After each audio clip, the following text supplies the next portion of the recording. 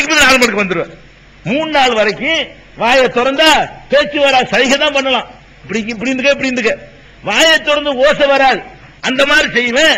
அதுல இருந்து விளங்கிக்க உன் பொண்டாட்டி கர்ப்பிணி ஆயிட்டாண்டு அப்படின்னு நல்லா சொல்றான். இப்ப இந்த சம்பவத்தை இதெல்லாம் குர்ஆன்ல வரக்கூடிய சம்பவங்கள் தான். இட்டு கட்டின கதையெல்லாம் இல்ல, கப்சாவெல்லாம் இல்ல. திருமறை குர்ஆன்ல இடம் பெற்றிருக்கக்கூடிய அல்லாஹ் சொல்லக்கூடிய நிகழ்ச்சிகள். அப்ப நம்ம என்ன விளங்கணும் இதுல இருந்து? அவருக்கு இத்தனை வயசு வரைக்கும் குழந்தை இல்லாம இருந்திருக்கு.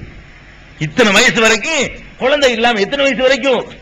மனைவி தளர்ந்து போற வரைக்கும், தலைமுடி நரைச்சு போற வரைக்கும், இப்ப எப்படி எனக்கு குழந்தை உண்டாகும் அவரை சந்தேகிக்கிற வயசு வரைக்கும் ஒரு குழந்தை இல்ல. குழந்தை வேண்டு ஒவ்வொருத்தரும் எப்படி ஆசைப்படுவாங்க. அப்படி ஒரு ஆசைப்பட்ட ஒரு நபிக்கு அந்த மாதிரி குழந்தை உண்டாகலன்னா எவ்வளவு கஷ்டப்படுவாரு. ஆனா உண்டாக்கிற முடியல. நம்ம தான் நபியில, நம்ம மகான் ஆயிட்டோம்ல. மகானுக்கு தான் எல்லாம் முடியுமே. சாதாரண சின்ன சின்ன மகான்கள் எல்லாம் பெரிய பெரிய வேலை செய்யும் போது பெரிய மகான் எவ்வளவு பெரிய வேலை செய்யலாம் அப்படி நினைச்சுக்கிட்டு அவருக்கு ஒரு குழந்தை உண்டாக்கிற முடிஞ்சா முடியல. அவர் விரக்தி அடைஞ்சு போயிட்டார், விட்டுட்டார். மரியமுக்கு அல்லாஹ் அதிசயமா அருள் புரிஞ்ச பார்த்துவிட்டு திரும்ப ஒரு அல்லட மனு போடுறாரு. அல்லாஹ் நீ தரத்தான் வேணும். இந்த மரியமுக்கு அதிசயமா கொடுத்ததை பார்த்து தான் அவர் அல்லாஹ் இப்படியும் தருவான், கல்லாத வயசுலையும் தருவான் நம்பிக்கை கொண்டு அல்லாஹ்ட கேட்கிறார். அப்ப இங்கேயும் நம்ம விளங்குறோம், அவர் நம்மள மாதிரி தான் இருந்திருக்கிறார். மனிதர் என்ற நிலையிலிருந்து அவற்றை மாற்றம் எதுவும் வரவே இல்லை. அது மட்டும் இல்ல, மரியமுடைய இடத்துக்கு போறாருல, அங்க விதவிதமான உணவுகள் இருக்குதுல்ல, உணவு இருக்குது. இந்த உணவு ஏதுன்னு கேட்கணும், கண்டுபிடிச்சிட வேண்டியான. அங்க போய் ஏது இந்த உணவுலாம் ஏதுன்னு கேட்கிறாரு. உணவுலாம் ஏதுன்னு எப்படி கேட்கிறாரு? அவருக்கு தெரியல, சொன்னதான் தெரியும். யார் அந்த உணவு வாங்கினாங்களோ அவங்க சொன்னாதான் அவருக்கு அல்லாட்டு தெரியுமே தவிர இல்லன்னா தெரியல. அந்நாளைக்கு ஹாதான்னு கேட்கிறாரு, இது எப்படி உனக்கு வந்தது? அப்ப அதுலயே ஒரு மனிதராக இருக்கிற காட்சியை நம்ம பார்க்கிறோம். இதுக்கு பிறகு அல்லாஹ் குழந்தையை தந்த பிறகு தன்னுடைய மனைவியின் வயிற்றுல கரு இருக்குது. ஆனா என்ன செய்யல, அவரால கண்டுபிடிக்க முடியல. கரு இருக்கு நல்லா சொல்லிவிட்டான். அல்லாஹ் சொன்ன பிறகு நீ அப்பன் ஆயிட்ட, உன் பொண்டாட்டி அம்மா வாயாச்சு அப்படின்னு சொன்ன உடனே அதுக்கு பிறகு ஆச்சு நம்பினாரா? இல்ல, எனக்கு சான்று வேணும். அப்ப கருவறையில உள்ளது ஸ்கேன் பண்ணி பார்க்க தெரியல, கற்பப்பையில என்ன இருக்குன்னு பார்வையில ஸ்கேன் பண்ணி பார்க்கலாம்ல. இவங்க என்ன பண்றாங்க, கிறிஸ்டான் கதைன்னு சொல்லிட்டு ஒருத்தர் வந்தாராம். ஒருத்தர் அப்துல் கார் ஜான்ட்ட வந்தவன அவர் மூஞ்ச பார்த்தோன்னு சொல்லிவிட்டாராம், உனக்கு 12 புள்ள பிறக்கும். அதுல கண்டுபிடிக்கிற ஸ்கேன் பண்றாரு பாருங்க அப்துல் கார் ஜிலானி. அவர் ஸ்கேன் பண்ணி பாக்குறாரு, கல்யாணம் பண்ணாத ஒருத்தனை பார்த்து கரெக்டா ஸ்கேன் பண்ணி சொல்றாரு, 12 புள்ள பிறக்கும், 6 ஆம்பளை புள்ள 6 பொம்பளை புள்ள. இந்த 6 ஆம்பளை பிள்ளை என்ன செய்யும்னா குர்ஆனை மனனம் செய்யும், குர்ஆனை மனனம் பெரிய ஆலிம்கள் ஆகும், பெரிய மார்க்க அறிஞர்களா விற்பனர்களா திகழும் என்றெல்லாம் அவர் சொன்னாரு. அது மாதிரி நடந்ததுன்னு எழுதிக்கிறான். இது என்னடா இது, இந்த வயிற்றுல இருக்கிறது நபிக்கு தெரியல, அவர் கொண்டாட்டி வயிற்றுல உண்டான குழந்தைய நபிக்கு கண்டுபிடிக்க தெரியல. இவர் என்ன செய்யறாரு, மூஞ்ச பார்த்த உடனே உனக்கு இத்தனை புள்ள பிறக்கும், இத்தனை நாளைக்கு பிறகு பிறக்கும், இன்னென்ன சிவத்துல அது இருக்கும் அப்படின்லாம் சொன்னாருன்னு கதை எழுதி வச்சுக்கிறாங்க. இந்த கதையை நம்பி நம்ம என்ன செய்யறோம், மௌலுது எல்லாத்திலையும் எழுதி வச்சுக்கிறோம், நம்ம படிச்சுக்கிட்டு இருக்கிறோம். அந்த காலத்துல மாலைகள், ராஜாமணி மாலை, மொய்தி மாலை, கன்சுல் கராமாத்து, சாகுலமி ஆண்டவர் சரித்திரம் எல்லாத்திலையும் இருக்கு. இந்த மாதிரி கிஸ்ஸாக்களை படிச்சுக்கிட்டு இருக்கிறோம். அப்ப இதெல்லாம் பொய்ன்னு உங்களுக்கு வழங்கலையா? இஸ்லாத்துல இப்படிலாம் சாத்தியம் இல்லைன்னு உங்களுக்கு வழங்கலையா? ஜக்கரியா நபிக்கு மேலையா இந்த மாதிரியான மகான்கள்லாம்? அவருக்கு இல்லாத ஒரு ஆற்றலா இவர்களுக்கு இருக்கும் அப்படின்னு சிந்திச்சு பார்க்க வேண்டாமா? அப்பதான் நம்ம விளங்குறோம், மனுஷன் தான், அல்லாஹ் தான். என்னதான் நல்ல நிலைக்கு வந்தாலும் சரி, அல்லாஹ் தன்னுடைய அதிகாரத்தை யாருக்கும் பங்கு வச்சு கொடுக்கிறது கிடையாது. அடிமையில சிறந்த அடிமைன்னு வேணா ஏத்துக்கிறவானே தவிர அவன் செய்யற டியூட்டி ஒண்ணு இருக்கு பாருங்க, அதை யாருக்கும் தரமாட்டான். அவன் செய்யறது அவன் வேலை வாங்குவான தவிர அவன் உங்களை அவன் செய்யற வேலையை தரக்கூடியவராக ஒரு பொறுப்பை தந்து நியமிக்கவே மாட்டான். குழந்தை தர்றது, மழை இறக்குறது, வறுமை போக்குறது, நோய் நீக்கிறது, இதெல்லாம் அவனுடைய அதிகாரம். இதெல்லாம் கொடுக்கமா, சொன்னது செய்ய. மகான்டா என்ன அர்த்தம், நான் 4 ரக்காத் தொழுவதுக்கு தாளம் போடுவேன், அவர் 20 ரக்காத்து 18 ரக்காத்து கஷ்டமாம தொழுவார், அல்லாஹ்வுக்கு அர்ப்பணிச்சுக்கிறார். அல்லாஹ்வுக்காக நல்ல அடிமையா இருப்பார்னு தான் விளங்கிக்கிற முடியுமே தவிர நம்ம முன்பின் சுமத்துக்களை தொழுவ மாட்டோம். அவர் மகான் என்ன செய்வாரு, ஆனா கரெக்டா செய்வாரு.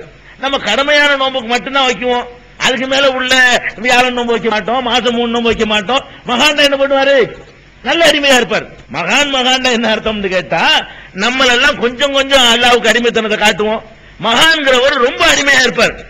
இதுக்குத்தான் அல்லாஹ் மகான் ஒத்துக்குருவானே தவிர அல்லாஹ் என்ன செய்வானோ அதை செய்யக்கூடியவராக மகான்கள் ஆக்க மாட்டான், எந்த மகானை ஆக்க மாட்டான்.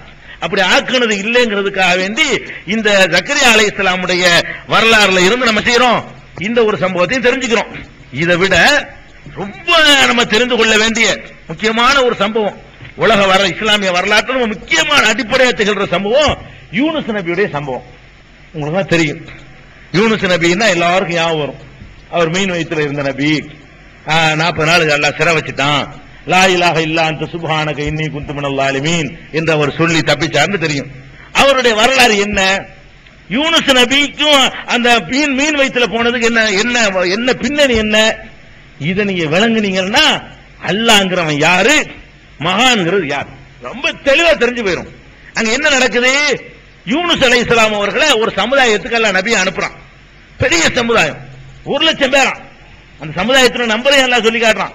எந்த சமுதாயத்தை நம்பர் சொல்லவே இல்லை அல்லாஹ். எந்த ஒரு சமுதாயத்திலையும் மூசா அலைஹிஸ்ஸலாம் எத்தனை பேருக்கு நபி அதான் தெரியாது, எத்தனை பேர் நமக்கு தெரியாது. ஈசா அலைஹிஸ்ஸலாம் எத்தனை பேருக்கு நபி அனுப்பப்பட்டாரு தெரியாது. நூஹ் நபி எத்தனை பேருக்கு நபி, இத்தனை வருஷம் அவருக்கு சொல்லப்படுறதை தவிர இத்தனை நபருக்கு நபி அனுப்பப்பட்டதா சொல்லவே இல்லை. இந்த யூனுஸ் நபிக்கு மட்டும்தான் அல்லாஹ் சொல்றான், அர்சல்னாஹு இலா மிஅத்தி அல்பின் அவ் யஸீதுன், 1,00,000க்கு மேற்பட்ட மக்களுக்கு நபியாக அனுப்பினோம். அன்னைக்கு 1,00,000 பெரிய நம்பர், இன்னைக்கு 1,00,000 சின்ன நம்பரா இருக்கலாம். அன்னைக்கு 1,00,000 உலக ஜனத்தொகை 5-6 லட்சம் தான் இருந்திருக்கும். அப்படிப்பட்ட ஒரு காலகட்டம். இன்னைக்கு நம்ம 50 வருஷத்துக்கு முன்னாடி இந்தியாவில் 30 கோடி, இன்னைக்கு 100 கோடி. பாகிஸ்தானும் சேர்ந்த இந்தியாவில், பாகிஸ்தானும் சேர்ந்த இந்தியாவில் எவ்வளவு ஜனத்தொகை? பாரதியார் படிக்கும் போது 30 கோடி முகமடி ஆளுகிறாரு. 30 கோடி பேர் தான் இன்னைக்கு இருந்தான். இதே பங்களாதேஷ், பாகிஸ்தான், இந்தியாவில் சேர்த்து இப்ப 30,000 எத்தனை மடங்கா இருக்குது? அது ரெண்டும் சேர்த்து பார்த்தா 140 150 கோடி ஆச்சு. 150 கோடி தான் 5 மடங்கு 5 டைம்ஸ் பெருகி இருக்கிறோம். அப்ப யூனுஸ் நபி காலத்துக்கு போனா என்ன ஆயிருக்கும்? எங்க போயிருக்கும்? 1,00,000 பெரிய நம்பர், பயங்கரமான நம்பர்.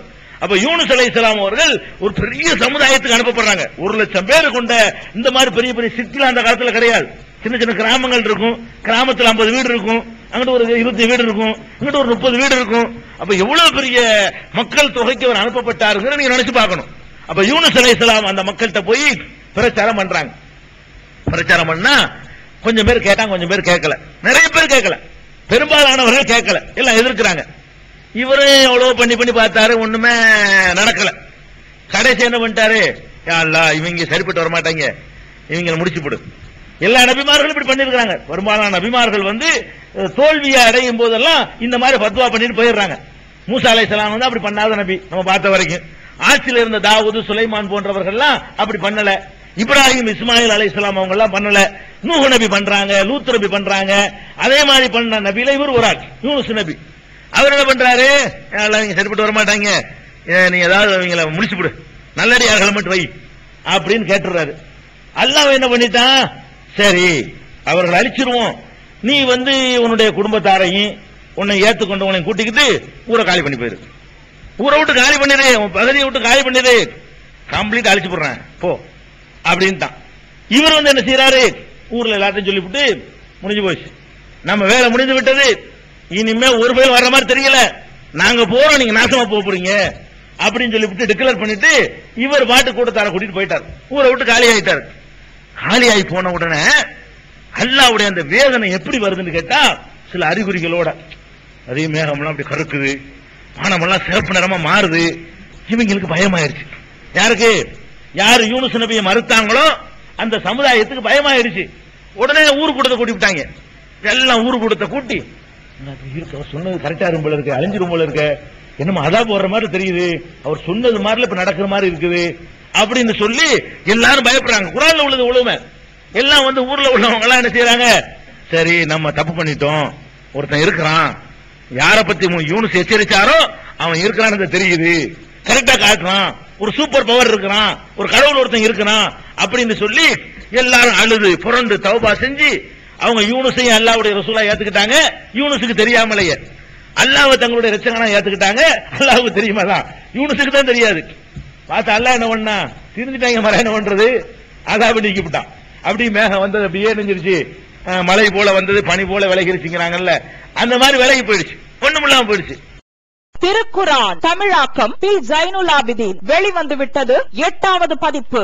அனைவருக்கும் புரியும் எளிய நடை, தேவைப்படும் வசனங்களுக்கு தெளிவான விளக்கங்கள், கலை சொற்களின் விளக்கங்கள், திருக்குரான் எவ்வாறு அருளப்பட்டது, எவ்வாறு தொகுக்கப்பட்டது என்பது குறித்து முழுமையான விளக்கம், நபிகள்